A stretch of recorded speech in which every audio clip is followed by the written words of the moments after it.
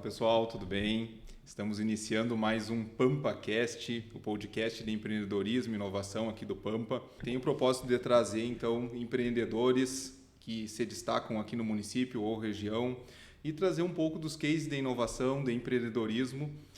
Hoje estamos aqui com a Renata Cruz, né, uma das pessoas, um dos profissionais que estão se destacando aqui na cidade. Então a gente vai conhecer um pouco da trajetória dela, conhecer um pouco do que ela faz. E meu nome é Vitor Almada, estarei aqui hoje com vocês. Estou na coordenação do Pampatec. O podcast aqui, o PampaCast, acontece aqui em uma sala aqui do Pampatec. Renata, eu gostaria então que tu te apresentasse, né, falasse um pouco da tua trajetória, como que tu iniciou nessa área da segurança e proteção de dados. Tá joia. Oi, pessoal, muito prazer, eu sou Renata Cruz. Muito obrigada pelo convite no primeiro momento aqui pro Vitor e pro Emerson, né, que me convidaram para participar hoje. E, bom, eu sou advogada de formação, mas eu costumo falar que eu sou empreendedora de coração, né, porque eu gosto muito do empreendedorismo, sempre gostei. Então, eu trabalho numa área específica do direito chamada privacidade e proteção de dados hoje, que é uma área que também, digamos assim, caminha de mãos dadas com a tecnologia. Então, é uma área do direito que caminha muito com inovação, com tecnologia, com empreendedorismo, uma área muito multidisciplinar, como a gente costuma falar. E acho que nosso bate-papo vai ser bem legal. Eu espero conseguir contribuir com vocês e também com o pessoal que vai nos ouvir depois. Tá bem. Muito obrigado aí, Renata, por aceitar o nosso convite, né? A gente sabe que a tua agenda aí é bem apertada, né? Mas a gente gostaria de saber então um pouco mais da tua trajetória, como que tu iniciou, qual que é a tua formação, tu se formou onde. Queria que tu contasse um pouco, antes da gente entrar de fato no assunto, um pouco da tua trajetória como profissional. Tá, joia. Bom, eu me formei em Direito na Universidade Franciscana em Santa Maria. E depois eu fiz mestrado em Direito também, na Universidade Federal de Santa Maria, na UFSM. E desde a graduação, assim, desde os tempos de iniciação científica, eu participei muito da área de iniciação científica durante a faculdade, né? E nessa época eu já comecei a, digamos assim, ter curiosidade sobre a união da tecnologia com o direito. Eu participei muitos anos de um grupo de pesquisa chamado Centro de Estudos e Pesquisas em Direito e Internet, o CEPED, lá do UFSM.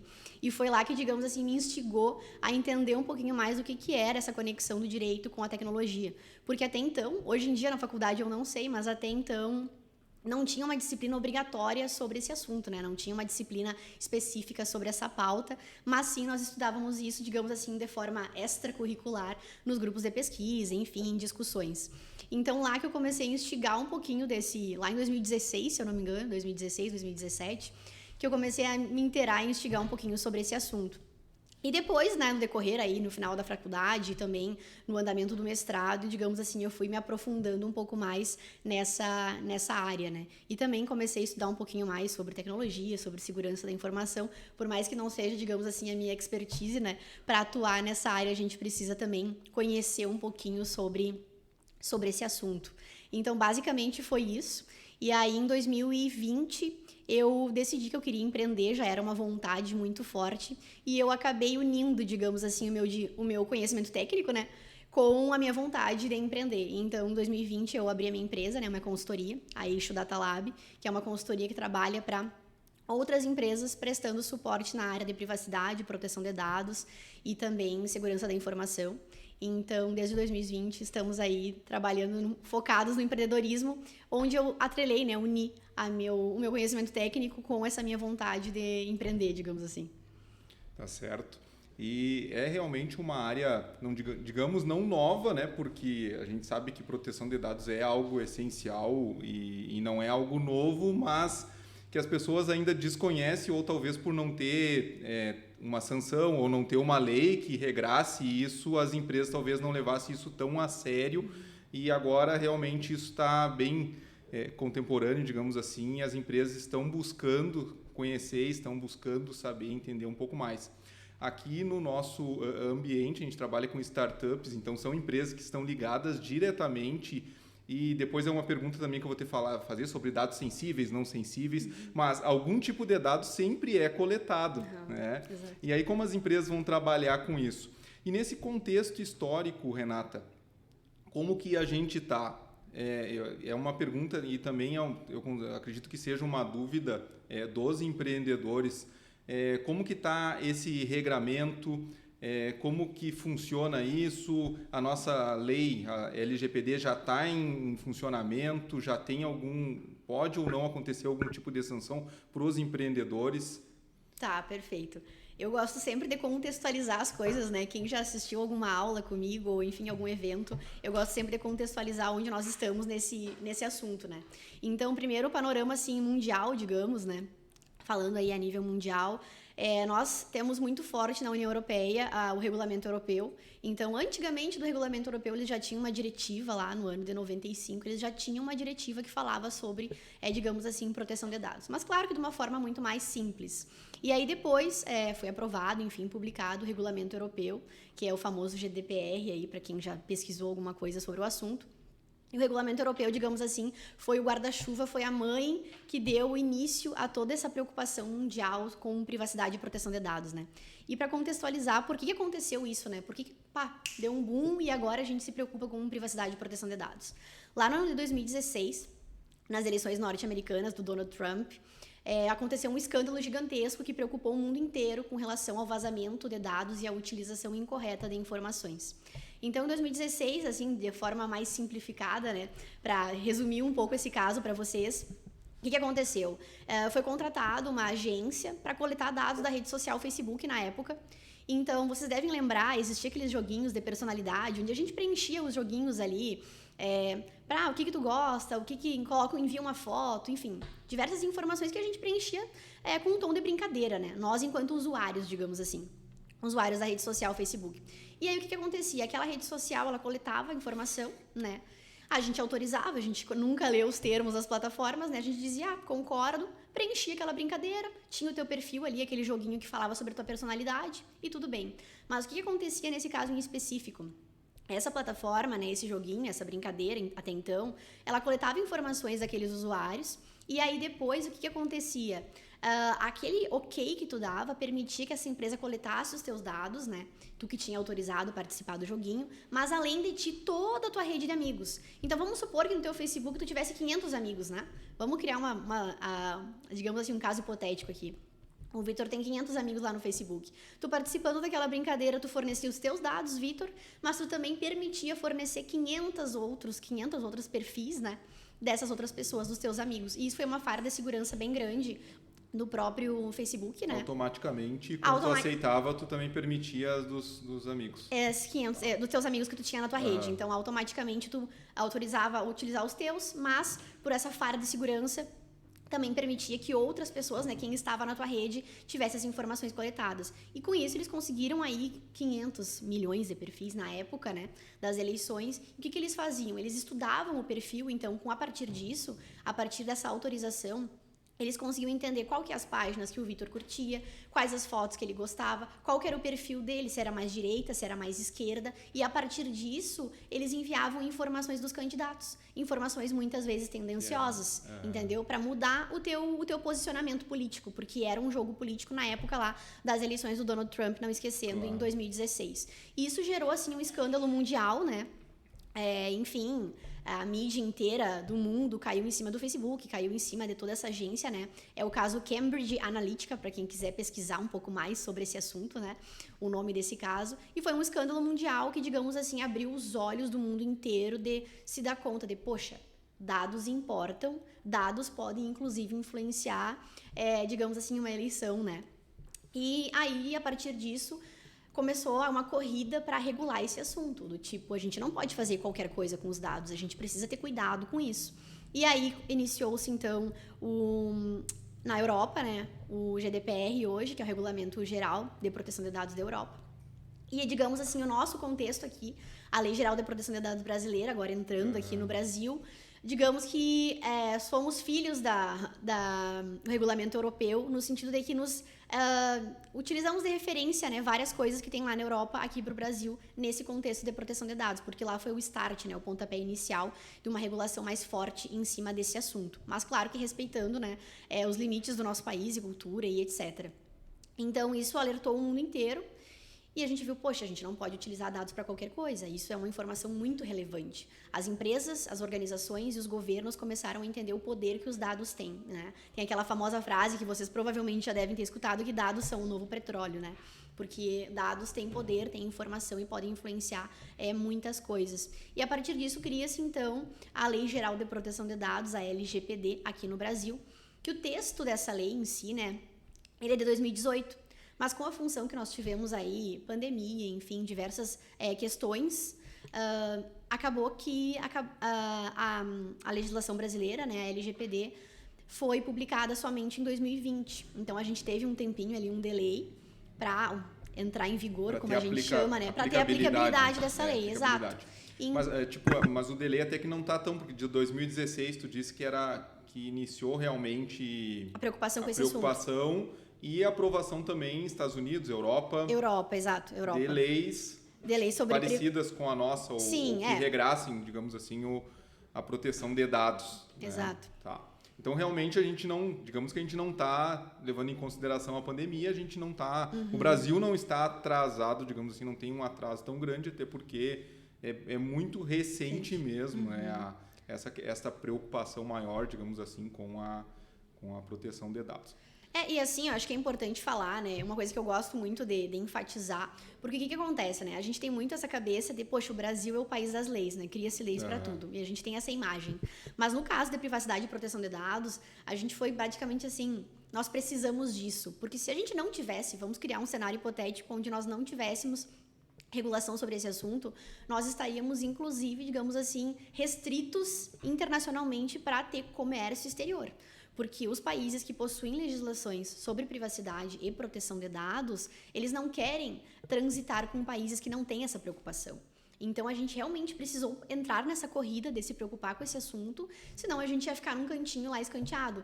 Tem um dado da ONU, acho que é importante trazer também, que 70% dos países ao redor do globo já tem algum tipo de legislação sobre esse assunto. Claro que algumas mais incipiente, né?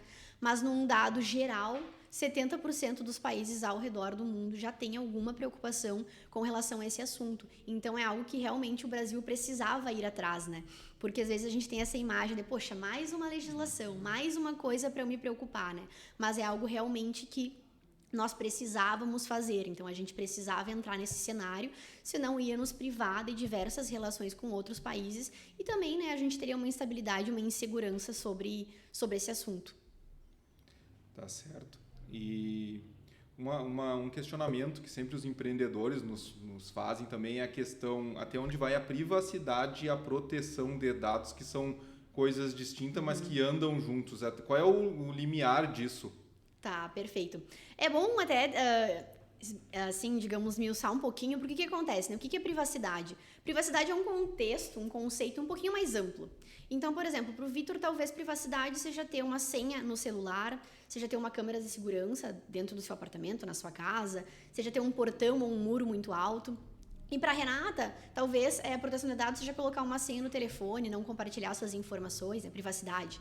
Então, cada pessoa tem um conceito um pouco mais específico e subjetivo sobre o que é privacidade, né? Então, é um conceito que eu costumo falar que ele é um pouquinho mais abstrato e subjetivo, porque cada pessoa tem uma percepção, né? Cada pessoa entende um pouquinho do que é a sua privacidade. Quando a gente está falando de proteção de dados, por mais que sejam conceitos que caminham de mãos dadas, proteção de dados é um conceito mais objetivo. Então, assim, a gente está falando dos nossos dados pessoais. Então, o que são dados pessoais? São todas as informações que identificam uma pessoa. Então, com aquela informação, seja ela uma informação direta ou indireta, eu sei quem é a Renata, eu sei quem é o Vitor, eu sei quem é o João, eu sei quem é a Maria. Então, exemplo, né, de dado pessoal. E-mail, telefone, número de celular, uma foto. Então, todos esses dados são dados pessoais, que a gente consegue identificar alguém. Sejam eles diretos, né? Como é o caso, por exemplo, do CPF de alguém, ou indiretos. Por exemplo, quando a gente entra num site e aparece aquela barrinha falando, esse site coleta cookies. O que são os cookies? São informações, são dados que estão coletando. Indiretos, porque muitas vezes não vai saber especificamente quem entrou, mas a partir de um conjunto de informações, a partir de um conjunto, né, de um perfil, a gente consegue identificar muitas vezes o IP do computador que acessou, o horário que acessou, o idioma que escolheu para ler aquela página. Então, com esse arcabouço de informações, a gente consegue ir identificando. Claro. Esses indiretos que tu fala é tipo, quando a gente pesquisa, vou comprar um notebook, eu vou comprar um celular e depois fica aparecendo em todas as outras páginas. Esse seria o indireto, digamos assim, que não é um dado, não é um CPF, mas é um dado pessoal, digamos assim. Sim. Na verdade, quando a gente está falando de dados, a gente tem várias especificações, assim, né? O dado pessoal é aquele que é o dado direto ou indireto. Então, o dado direto é o CPF, é o telefone, com aquela simples informação eu sei quem é a pessoa. E o indireto é aquele que eu preciso de unir vários pontos para conseguir chegar em alguém. Então, só com aquele código, eu não sei que é o Vitor, eu não sei que é a Renata. Mas, às vezes, a gente consegue unir várias informações. Por exemplo, eu tenho o IP do computador, eu tenho o horário que acessou, eu tenho o idioma que escolheu para acessar aquela página. E quando a gente está falando, por exemplo, desse exemplo que tu trouxe dos anúncios, né? Muitas vezes os anúncios online utilizam, né, de dados pessoais. Então, por exemplo, tu foi lá, fez um cadastro em uma loja e forneceu o teu e-mail. Aí tu forneceu o teu e-mail e aquela página subiu toda a lista de e-mail para o Facebook. Enviem anúncios para essa lista de e-mail aqui. Tu vai receber um dado direto, né? Um dado pessoal sobre ti. E muitas vezes é por interesses. A gente cria um perfil de interesses. Então, eu gosto do Grêmio ou do Inter. Então, aquela pessoa pesquisa sobre isso. A gente cria um perfil, né? Às vezes a gente não sabe especificamente quem é a pessoa, mas tu cria um perfil e a partir disso tu começa a receber anúncios, né? Então, eu sempre falo... Eu acho que é interessante a gente fazer esse gancho, Vitor, porque as pessoas pensam que privacidade e proteção de dados é um conceito e é um conteúdo muito distante.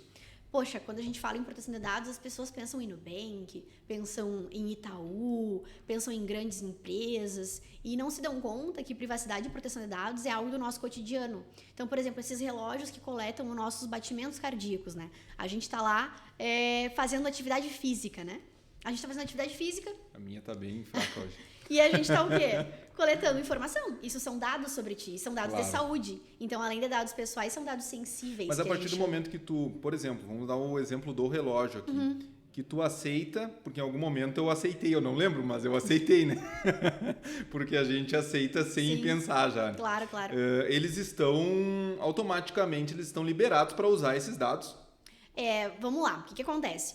A lógica de ideia faz sentido. Por quê? Porque tu comprou o aparelho, então tu quer usar, e aceitei, porque o software, daí eu fui além do hardware, que é o relógio, tem o software que daí tu aceita os termos que tu não leu. Exatamente, perfeito. Então, nesse caso, já tá tudo certo, assim. Tu já comprou o telefone, o relógio, já tá usando e aceitou os termos e etc. Mas eu tô trazendo aqui uma indagação para além disso, no sentido da gente entender. Primeiro ponto, que a todo momento estão coletando dados sobre nós. Então, o nosso telefone está nos ouvindo, como a gente costuma falar, o nosso relógio está coletando informações, batimentos cardíacos, etc. A gente acessa uma página na internet e eles sabem com qual, digamos assim, o administrador, o dono daquela página, consegue entender o número de acessos, né? Então, quantos cliques teve nessa página, então, quem conseguiu acessar, quem leu em português, quem leu em espanhol, quem leu em inglês.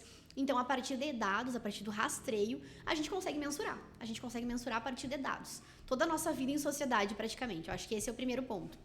Agora, com essa questão de autorização ou não, a gente já entra no ponto da legalidade sobre esse assunto. Então, o primeiro ponto é entender. A todo momento, estão coletando dados sobre a gente, né? Sobre nós. O segundo momento já é justamente o que tu trouxe no sentido de eu permiti ou não permiti. O primeiro ponto sobre esse assunto, né, sobre a questão da legalidade, é que a gente entender que quando a gente está falando da Lei Geral de Proteção de Dados, que é a lei aqui no Brasil que regula esse assunto, é a gente entender que o consentimento, ou seja, a autorização do usuário, é um ponto. Então, é um dos pontos, não é o único. A gente tem 10 hipóteses dentro dessa lei que nos permitem coletar dados. Porque imagina se a gente tivesse que pedir autorização para absolutamente tudo, né? Se estaria tudo, absolutamente, todas as atividades que a gente fosse exercer, a gente teria que entregar um contrato, basicamente, né? E dizer, eu aceito. Então, não. A lei não veio para inviabilizar os negócios. Eu acho que isso é importante esclarecer também. É para ter um regramento mínimo, É para ter um regramento mínimo, exatamente. E é justamente esse limiar, até onde que eu vejo que essa maioria das dúvidas dos nossos empreendedores aqui no Pampatec, aqui na incubadora e também na cidade, empreendedores de empresas tradicionais. E como tu falou, muitas vezes esses empreendedores enxergam, não, mas esse é para o Itaú, é para o Nubank, é para grandes empresas. Mas o que tu está trazendo para nós é que não. A partir do momento que tu está trabalhando com algum tipo de dados e aí eu queria que tu trouxesse um pouco disso para nós. O que são esses dados sensíveis? Não sei se está para trazer esse termo, né? Ou não. Até onde essas empresas podem ir com esses dados? Sim. Né? Porque é comum, vou dar um exemplo aqui do comércio do local, de uma empresa, é claro que eu não vou citar o nome, mas que me mandou o WhatsApp, tipo, elas tinham o meu... Alguém forneceu, porque eu nunca comprei nessa empresa, alguém forneceu essa informação, entende? Então, tipo, até quando isso é ético também, porque pode até não estar na LGPD, não ter uma legislação, mas a gente também pode trabalhar com essa parte da ética com os dados dos clientes e também dos colaboradores.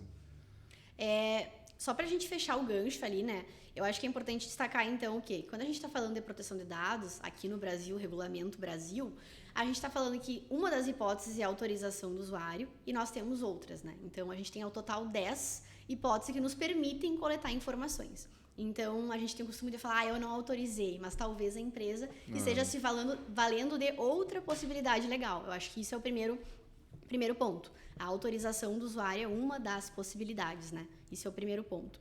E com relação ao que tu me perguntou ali, né? Da questão de dados pessoais, dados sensíveis. O que são dados sensíveis, né? A lei traz essas duas definições.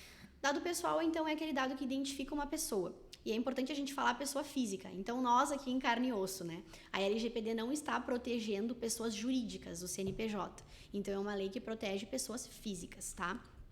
Mas, Renata, quem que precisa se adaptar a essa nova lei, né? A lei, por próprio nome já diz, por ser lei geral, quem precisa se preocupar com isso são todas as empresas públicas, privadas, órgãos, cartórios, tabelionatos. Então, todas aquelas empresas, né? Organizações que coletam dados, que utilizam informações. Então, a gente precisa se adaptar a esse cenário. Mas a proteção é para a pessoa física. Então, é para o João, para a Maria, para a Renata, para o Vitor. Então, essas pessoas físicas é que a lei protege. Quando a gente está falando de dado pessoal, então, uma informação que identifica, né, uma pessoa, então o Vitor, a Renata, a gente consegue identificar. E também tem o dado sensível, que são, por exemplo, dados, como o próprio nome já diz, que a gente tem que ter um cuidado redobrado em utilizar. Como, por exemplo, dados de saúde, né, um prontuário médico, por exemplo, os dados biométricos. Às vezes a gente acha que é uma coisa muito afastada, mas muitos locais de trabalho, o próprio ponto, né, a pessoa vai ali e coloca a sua biometria para conferir o ponto, né, em alguns locais. Então, dados sensíveis são aqueles dados aí que a gente tem que ter um cuidado maior. Então, origem racial, origem étnica, orientação religiosa, orientação política, dados de saúde. E, então, todos esses dados são dados tidos como sensíveis, que a gente tem que ter um cuidado redobrado ao utilizar. E esses dados mais sensíveis, que a gente prevalece o consentimento que a gente estava falando ontem. Prevalece a autorização daquela pessoa para a empresa poder utilizar. Mas isso quando a gente está falando desse cenário um pouco mais restrito, que são os dados sensíveis, né? Não os dados pessoais de forma mais ampla, digamos assim. Para os dados sensíveis, então, pode haver uma autorização para uso? É isso? Não, para os dados sensíveis é preferível que a pessoa autorize. Então, a possibilidade para utilizar existe essa possibilidade de utilizar desde que seja autorizado. Exatamente, exatamente. Então, a preferência para... Poxa, Renata, eu sou um laboratório de análises clínicas, né? Vamos exemplificar aqui que eu acho que fica mais visível para todos. Poxa, eu sou um laboratório de análises clínicas, eu coleto dados de sangue, eu sei todo o histórico de saúde, todo o histórico genético daquele paciente. Como é que eu vou fazer agora com a Lei Geral de Proteção de Dados? Não. Tu vai continuar trabalhando, mas tenha um cuidado redobrado com proteção de dados, treine funcionários, né, colaboradores, tenha um acesso mais restrito, controle de quem tem acesso a essas informações e se preocupe justamente com a autorização, com o consentimento daquele paciente, né, dele saber para que está sendo coletado, como que vai ser utilizado. Então, como eu sempre falo, esse assunto, a área de proteção de dados, ela não veio para prejudicar os negócios. Pelo contrário, veio para trazer mais segurança para todos, tanto para a empresa, que está coletando e armazenando essas informações, quanto para nós, pessoas físicas, né, titulares de dados, consumidores, digamos assim, de forma mais ampla. Pegando o gancho, então, desse exemplo que tu deste do laboratório especificamente, né, a gente sabe que muitas vezes há esse vazamento. E não é um vazamento cibernético, digamos assim, que é realmente aquela fofoca. Muitas vezes o colaborador, isso vaza do laboratório através de um colaborador. Pode ser até que o paciente saiba saiba depois, né, que isso vaze da empresa, né, até mesmo antes do paciente saber o resultado. E isso, ao meu ver, não é nem grave, é gravíssimo, né, porque é um dado realmente, é uma doença, digamos assim, ou alguma outra coisa. E a pergunta que eu tenho para fazer para ti existe esse treinamento para os colaboradores? A tua empresa faz isso para falar a importância, né, de manter o sigilo, que é o óbvio, mas o óbvio muitas vezes tem que ser dito. Claro, com certeza. Victor, é bem importante falar sobre esse ponto, porque, na verdade, na minha visão aqui, que trabalho com esse assunto, esse é o principal gargalo quando a gente está falando em privacidade e proteção de dados e também em segurança da informação, que é justamente pessoas, né? Então, o que acontece? Eu trabalho com treinamentos, é um dos pontos principais na consultoria, então... A partir do momento que a empresa contratou, né, a minha consultoria, o primeiro ponto é fazer treinamento de colaboradores, para a gente trazer todo mundo para a mesma página, né? E também para facilitar o andamento das outras etapas da própria consultoria. Mas todo mundo entender a necessidade de cuidar sobre privacidade e proteção de dados. Quando a gente está manuseando, né, extremamente muitas informações, aquela mesa lá cheia de papel com CPF, com xerox de RG de pessoas, com contratos, né, com acesso a sistemas que tem muitas informações. Então, esse gargalo de treinar funcionários, eu acho que é essencial, é muito importante. E uma das etapas da minha consultoria é justamente esse treinamento de pessoas. E uma coisa que eu costumo falar, né, não adianta nada. Já aconteceu muitas vezes de virem empresas e empreendedores falarem comigo de, Renata, me indica um sistema de segurança, me indica um software, né? E eu posso até indicar, existem ótimos no mercado que fazem toda essa análise e essa segurança, né, da informação, que a gente chama também de firewalls, que existem para criar uma barreira, digamos assim, de proteção, um filtro, né? Enfim, só que o que acontece? O gargalo são as pessoas. Não adianta a gente criar e contratar um sistema de segurança da informação extremamente avançado, extremamente robusto, se as pessoas não sabem usar aquilo no dia a dia. Se as pessoas continuam tirando foto do documento e enviando para o colega via WhatsApp, né? Se as pessoas continuam comentando, como tu disse, nesse exemplo hipotético que a gente criou aqui, de falar sobre o resultado de um exame para uma pessoa que não deveria saber daquilo. Isso são só exemplos, né? Diversas outras coisas acontecem no cotidiano. Poxa, tu tá com o teu computador aberto, com muitas informações ali, tu vai atender alguém externo. Ah, não, eu vou ali buscar uma informação. Deixa tudo aberto no computador, a pessoa pode simplesmente pegar o celular e tirar uma foto. Então, são cuidados no dia a dia que muitas vezes podem parecer básicos, mas esse básico bem feito faz a total diferença no todo, né?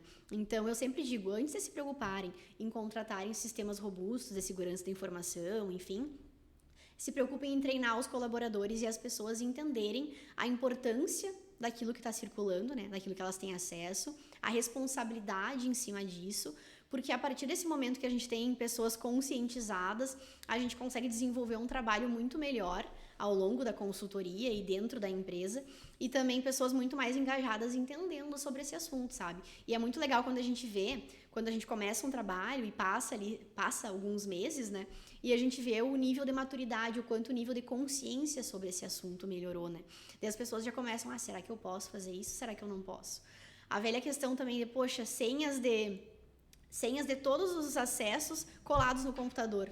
Se a pessoa não está ali, chega alguém e está tudo colado no notebook, todas as senhas, Pode né? ter acesso a qualquer software, digamos assim. Exatamente. Contrata o melhor software, mas qualquer um tem acesso, então isso acaba não sendo efetivo. Né? Exato, exatamente. E é claro que tu está trabalhando muito fortemente com uma área nossa da administração, que é a cultura organizacional. Exato. O que eu vejo muito é que a tua área ela é transversal, ela corta outras áreas, assim como a inovação. O pessoal quer colocar a inovação numa caixinha. Eu falo de inovação porque é a nossa área aqui do Pampatec. Claro. E a inovação não fica numa caixinha porque ela corta todas as outras áreas, entende? Perfeito. E o que eu enxergo é a tua. Depois eu tenho algumas questões ali sobre marketing também. Eu vejo que corta muito outras áreas, né? E áreas nossas aqui, né? Que é cultura. É muito difícil essa mudança cultural. Talvez ela venha com o meu próximo questionamento como está a LGPD hoje? Existem sanções? Isso já está acontecendo? Eu queria que tu trouxesse exemplos. E por quê? A mudança cultural, se ela não vier com treinamento, ela vai vir com a dor. Exato. Então, aí nós conseguimos mudar, porque a hora que vier uma multa, a hora que algum cliente reclamar de um vazamento, provavelmente a gente vai ter a mudança cultural com a dor, o que a gente não quer. Né? Então, o meu questionamento para ti é esse. já existe essa possibilidade? Já aconteceu? Tu tem algum exemplo prático aqui no Brasil? É bom a gente falar que o texto, né, o texto da Lei Geral de Proteção de Dados, o próprio texto dessa lei, ele já traz ali penalidades para o uso incorreto e indevido de dados pessoais ou dados sensíveis. Então, uma das penalidades, por exemplo, foi o tão falada multa de até 50 milhões de reais por infração.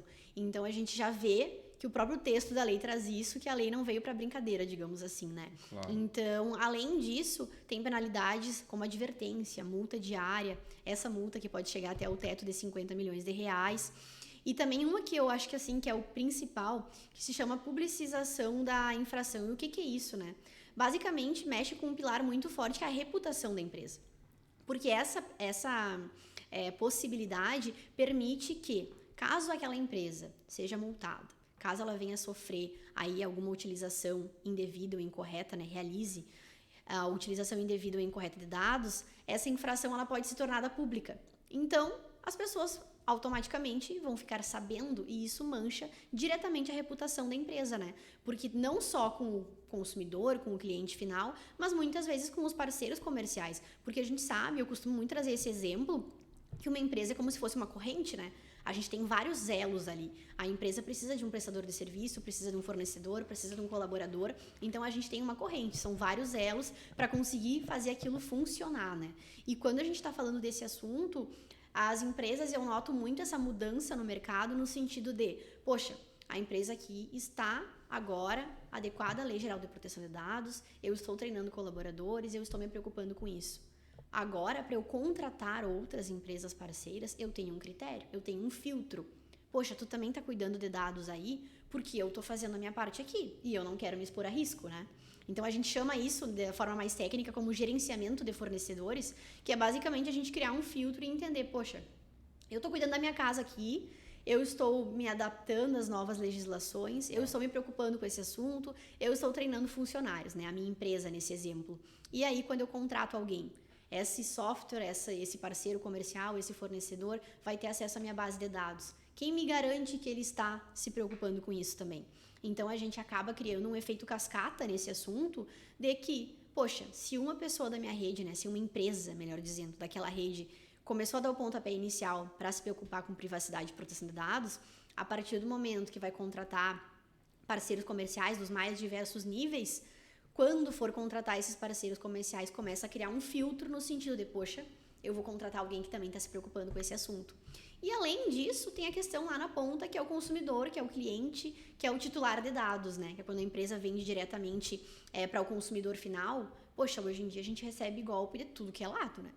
Então, todo mundo já está assim com um pezinho um pouco mais atrás. E quando tu começa a investir nisso, eu vejo que a gente cria um cenário também de, digamos assim, crescimento da empresa, sabe? Por exemplo, a gente vê muitas ferramentas de tecnologia usando o pilar da privacidade como um pilar fundamental para vender mais, entendeu? Com certeza. Então, assim, quando a gente vê Apple, né, MacBook, etc., os aparelhos são mais caros, enfim, tem toda a questão da marca, do branding envolvido, mas também tem um investimento pesado em privacidade que eles fazem em cima dos aparelhos, né? E isso ajuda a vender, né? Então, assim, eu falo isso porque as pessoas estão preocupadas, né? Como tu mesmo relatou, poxa, tu recebeu ali um contato indesejado de uma loja, provavelmente tu não vai querer comprar nesse lugar, não é? Então, ou tu já fica com um pé atrás para comprar nesse lugar. E a gente está fazendo, a gente enquanto consumidores finais, né, enquanto clientes, a gente está fazendo cada vez mais esse crivo, digamos assim, essa análise. O cliente fica mais exigente, Perfeito. né? Porque também vai entendendo a importância e quanto mais pessoas falando sobre isso, mais o cliente vai entender a importância de ser cliente de empresas que cuidam bem dos dados, que cuidam bem da privacidade. E agora tu entrou em uma outra área da administração, que é o marketing. Então, acho que está ligado também diretamente, né, com a tua área específica, que é a privacidade, que é a proteção de dados. E as empresas, eu acho que aos poucos vão começar a entender isso. Também novos profissionais vão surgindo, a gente sempre fala isso aqui as pessoas muitas vezes querem proteger o mercado. Eu digo, não, isso está errado. Se tem muita proteção, e é uma das coisas que a gente fala para os nossos empreendedores que estão iniciando. Mas ninguém trabalha com isso. Não, peraí, só um pouquinho. Se ninguém trabalha com isso, será que alguém quer comprar isso, entendeu? É bem perigoso. Cara, nenhum chinês nunca falou sobre isso. Não tem nenhuma, como que não tem nenhum concorrente, ninguém pensou nisso? Então, a gente sempre tem um pé atrás com esse tipo de coisa, quando ninguém falou sobre o assunto. Então, a gente sempre acha saudável que tenha outros profissionais falando, que tenham outros especialistas, assim como tu é nessa área, né? Porque eu acho que isso é bom para o mercado. A gente tem um exemplo aqui de uma das primeiras empresas nossas, que é a EGD. Na época não tinha, era difícil deles venderem, porque na época não tinha ninguém vendendo e todo mundo ficava desconfiado. Não tem ninguém vendendo isso, será que placa solar é bom? Hoje tu precisa explicar que placa solar é um baita investimento e que é... Não precisa, isso é automático, as pessoas sabem.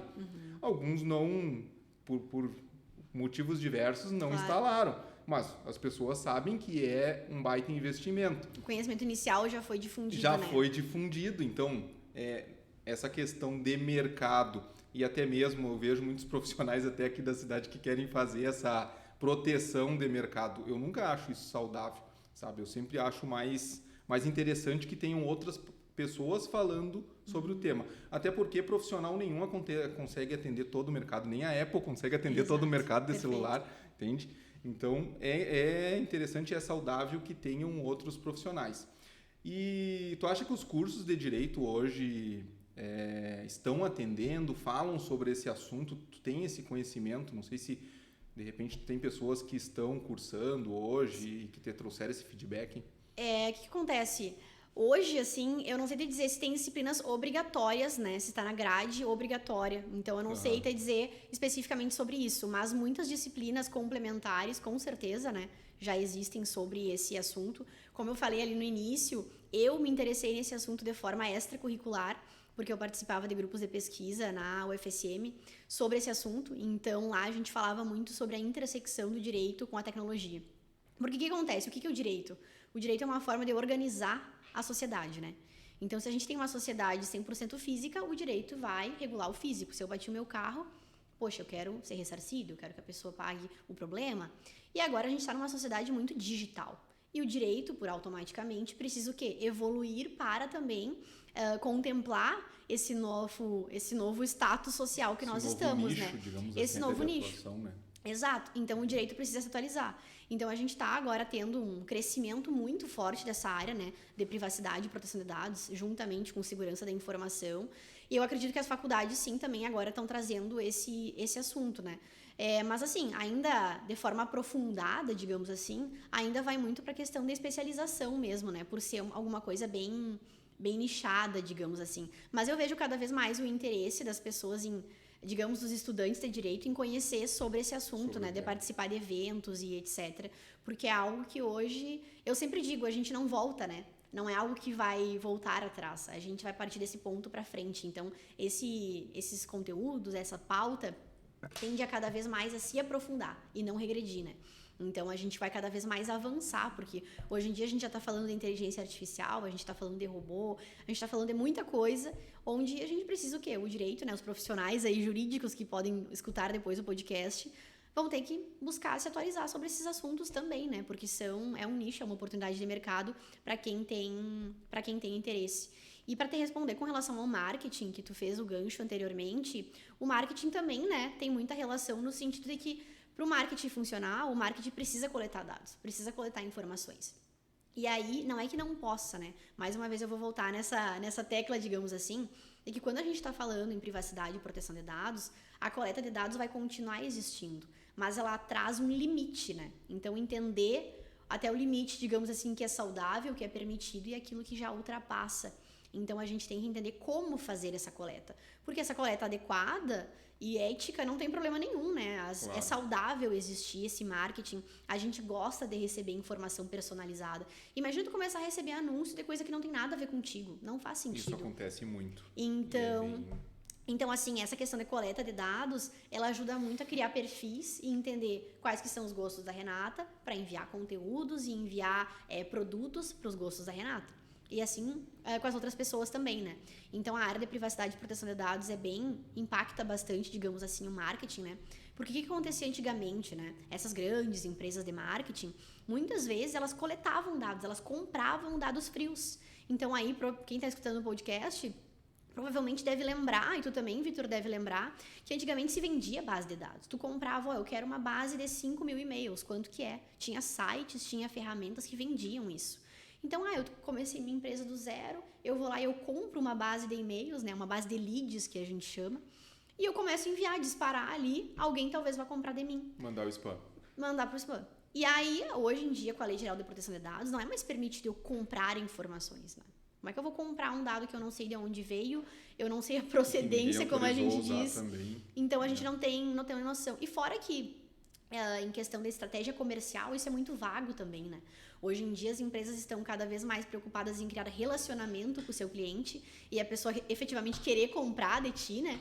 Do que tu ficar ali empurrando algo que a pessoa não precisa, né?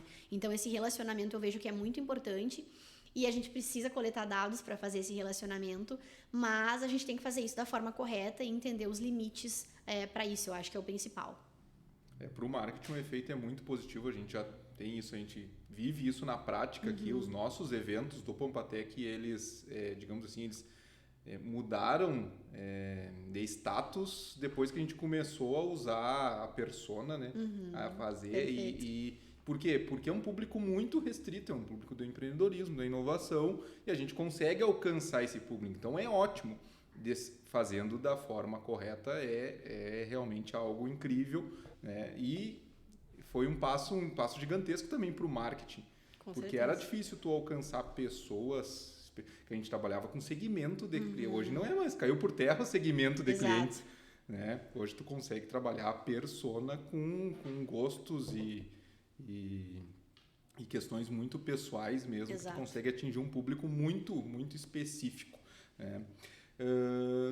Eu gostaria de algum exemplo, Renata, de empresas que já tiveram alguma sanção. Tu tem, porque, claro, a gente vai trabalhar o marketing, mas e o outro lado, tipo, tu pode ter uma sanção e esse teu público fica sabendo, porque isso vai sair por ser poucas e até raras. Se tu, a partir do momento que tu tem uma, eu acredito que isso também tem uma divulgação expressiva, ampla, por ser uma, Exato. Né? Por ser a primeira, então cada vez os primeiros vai ficando, parece que vai ficando pior, né? Por ser os primeiros. Exato.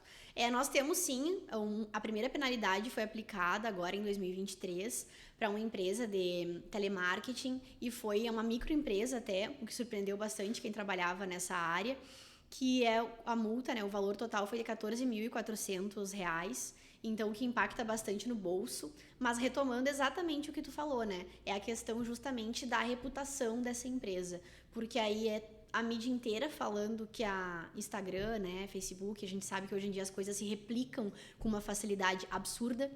Então, além do impacto financeiro no bolso, também tem esse impacto da reputação da empresa, né? E eu sempre gosto de fazer o comparativo que, poxa, ela vai lá, abre um CNPJ, cria uma empresa, contrata colaboradores, a gente demora muitos anos para conseguir alcançar um patamar, né, no sentido de ter reputação, e aí muitas vezes, eu não quero investir nisso porque eu não vejo muito sentido agora, porque não faz sentido pro meu nicho, porque não faz sentido pro que eu faço. Tá, tudo bem. Aí tu decide não investir em segurança, decide não investir em proteção de dados, e aí tu vai lá, é multado, pode até pagar a multa, tu tem o dinheiro para isso, o caixa para isso, mas aí tu coloca uma reputação de 10 anos no lixo, sabe?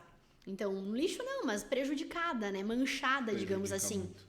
Então, eu acho que esse cuidado é extremamente importante. E a gente tem esse caso que foi aplicado pela Autoridade Nacional de Proteção de Dados, a ANPD, que é o órgão que regula a LGPD no Brasil. E, além disso, a gente tem muitos outros casos judiciais, né? Onde o consumidor se sentiu lesionado e ingressou contra as empresas. Então, a gente tem vários outros casos que foram judicializados. Tem um caso também bem conhecido no Brasil, assim, que foi uma multa também no Tribunal de Justiça do Estado de São Paulo, onde o metrô de São Paulo, o que acontecia? Uma das linhas do metrô de São Paulo, se eu não me engano, a linha amarela, eles tinham aquelas portas automáticas e naquelas portas passavam propagandas, enfim. tu entrava no metrô e tinha lá, antes de entrar no metrô, aquelas portas automáticas. E aquelas portas coletavam, filmavam, né? Os passageiros, aqueles usuários, aquele fluxo de dados, né? Aquele fluxo de pessoas, melhor dizendo, dentro do metrô. Só que o que faziam? Aquela coleta era tão expressiva, era tão detalhada, não era uma mera câmera de segurança. Era uma coleta que identificava, por exemplo, expressões faciais do rosto, alguma coleta bem, digamos assim, pessoalizada, e eles usavam também para publicidade aquela informação. Ou seja, tu estava simplesmente utilizando o transporte público, né? Utilizando o metrô nesse contexto, e aí tu tinha teu dado coletado, tu não sabia de nada, ou seja, não existia nenhum tipo de transparência sobre essa coleta de dados. Ela era utilizada para uma das finalidades, era para finalidade publicitária, e tu, enquanto usuário do metrô, não tinha a mínima noção disso. E aí foi ingressado com uma ação civil pública contra, né, a concessionária lá do metrô, e eles foram multados em R$500 mil, essa concessionária. Claro que a gente tem que entender aqui que o valor da multa é conforme o porte da organização, né? Acho que isso é bem importante deixar claro.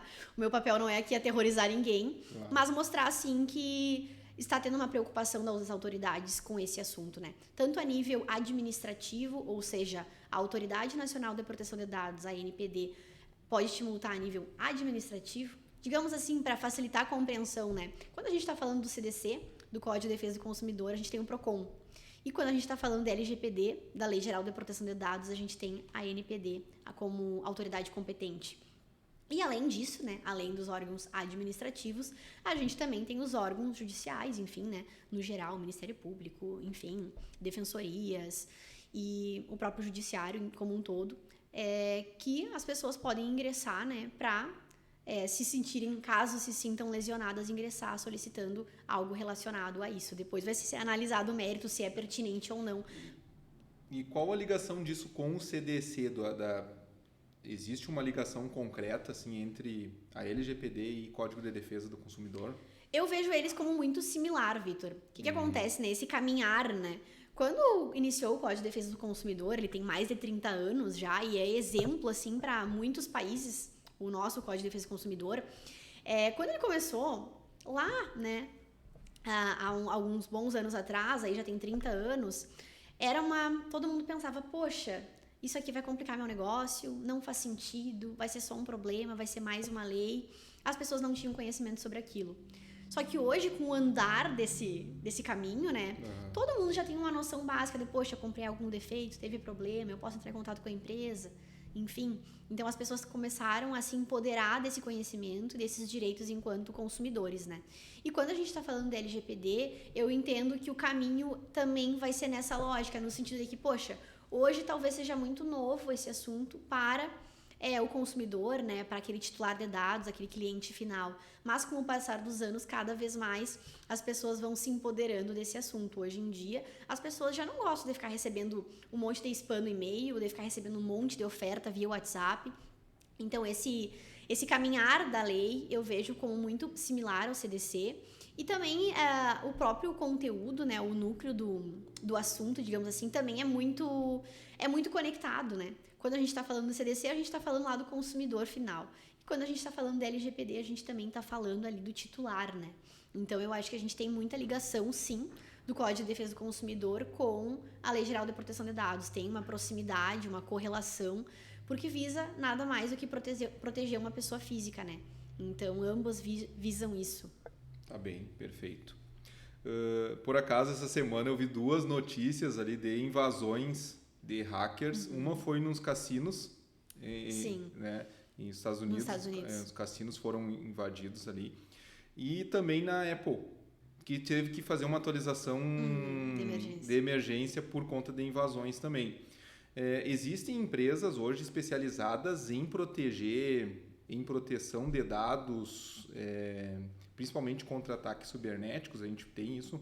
Sim, existem mais empresas voltadas para a parte de tecnologia da informação. A gente tem tecnologia da informação e segurança da informação, porque existem várias ferramentas no mercado, né, para monitorar digamos assim, as empresas, né? Então, a gente tem toda uma utilização aqui, mas a gente também tem um monitoramento de como que as máquinas estão sendo utilizadas, senhas, controle de senhas, que a gente fala muito, né? Controle de acessos.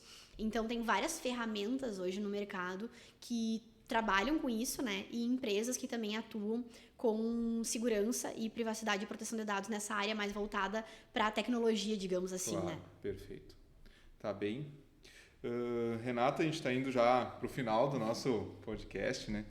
E eu queria saber para o futuro, o que tu acha que toda essa legislação que é recente, digamos assim, né?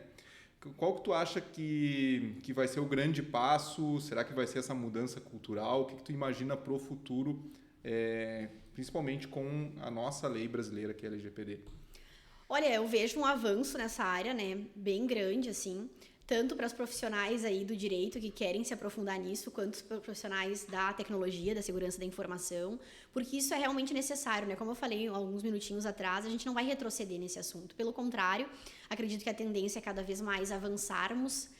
Cada vez mais eu vejo as pessoas preocupadas com a sua privacidade, a gente está moldando essa cultura, porque, poxa, tu não gosta de ter teu nome exposto, tu não gosta de ter tua foto exposta, tu não gosta de ficar recebendo um monte de mensagem indevida, né? Poxa, eu não autorizei, como é que tu sabe o meu número? Como é que tu conseguiu? Como é que tu entrou em contato comigo? Então, as pessoas estão cada vez mais incomodadas com essa coleta de dados, assim, indevida, né? Exacerbada. Então, eu vejo que a área está evoluindo muito. Porque, na verdade, quando a gente está falando de segurança da informação, privacidade e proteção de dados na TI já é falado há muito tempo. Isso, digamos assim, é novo no campo mais jurídico da coisa, né?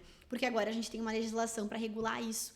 E a legislação visa basicamente nos trazer mais controle, mais limite sobre os nossos próprios dados. Porque o que acontece? Quando a gente está fornecendo, poxa, eu vou numa farmácia e eu forneço meu CPF. Não é a farmácia que é dona do meu CPF. Eu continuo sendo dona. Eu simplesmente forneci, mas eu continuo sendo proprietária daquela informação. Então, é quando a gente entende essa lógica de que os dados são meus, eu tenho o poder de escolha sobre eles, aí a gente muda um pouquinho o panorama, né? E eu vejo que as pessoas estão se preocupando cada vez mais com isso. E, por consequência, as empresas também. Tanto pela questão de penalidades, né, de multas mesmo, mas principalmente por essa questão de maturidade, de preocupação mais com governança corporativa, com preocupação mais com cultura empresarial, porque quando a gente está falando em um projeto de adequação à Lei Geral de Proteção de Dados, nós estamos falando de mapeamento de processos, de organização, de treinamento de pessoas, então isso traz também muita maturidade para as empresas, né? E eu digo isso tanto para pequenas e médias empresas. Quando a gente está falando em privacidade e proteção de dados, digamos assim, o start nesse projeto também traz uma maturidade e os colaboradores entenderem e se preocuparem com esse assunto. Claro. Não, e realmente, esse passo seguinte da mudança cultural, digamos assim, ele é um passo que talvez não seja tão breve, né? Mas ele vai acontecer, seja porque mais profissionais até vão entrar, né? Os próprios clientes, aí falando do marketing, os próprios clientes estão mais exigentes. E também tem a questão que eu digo da dor, né? Se não mudar, né, por conta de toda essa informação que está se tendo sobre a Lei Geral de Proteção de Dados, sobre a importância para a empresa, para o marketing, vai mudar por conta das sanções, por conta, né, de multas e tudo mais que pode acontecer, né, por não cumprir a legislação. Eu tenho certeza que a nossa conversa de hoje vai ser muito útil, né, muito útil tanto para os empresários tradicionais, né, que irão nos escutar, e também, né, para os profissionais da área de tecnologia, da área de inovação. Talvez até seja mais fácil para nós aqui, porque nós trabalhamos com empresas que são iniciantes, com novos projetos, e iniciar da forma certa e com a cultura adequada é muito mais fácil do que mudar uma cultura de uma empresa tradicional, que já faz daquela forma há 20, 30 anos. Né? Então, eu acredito que seja um pouco mais difícil. Sim. Então, Renata, te agradeço mais uma vez pelo teu tempo, pela tua disponibilidade. Foi excelente, vai ser muito útil mesmo para os nossos empreendedores, né? Conhecer um pouco mais aí sobre a tua área. Tá joia, Vitor. Muito obrigada pelo convite. Espero ter conseguido contribuir aí com o pessoal. E também, só para finalizar, né, a gente falou muito aqui de tecnologia, de inovação, mas acho que é importante falar que esse assunto, ele, assim, abarca tanto empresas tradicionais, né, empresas que trabalham só lá no modo físico, quanto também empresas digitais, né? Então, esse assunto é para todos os empresários aí, sejam eles do ramo mais tradicional, agronegócio, enfim, empresas mais físicas, como também empresas de inovação. Eu acho que no começo, quando a gente falava sobre esse assunto, tinha de certa forma um conhecimento um pouco confuso de que seria uma área só para quem é da tecnologia, né? Mas hoje a gente vê que todas as empresas, para funcionar, a gente precisa coletar informação. E não só externa, mas interna. A gente tem, para eu contratar um funcionário, eu preciso, né, um colaborador, eu preciso de informações dele para fazer o contrato, eu preciso saber como armazenar isso, né? Então, essas informações a gente tem que saber como gerir. E a partir disso a gente começa a ter uma cultura empresarial muito mais forte e muito mais organizada. Agradeço o convite e o pessoal aí que quiser entrar em contato, estou à disposição para auxiliá-los.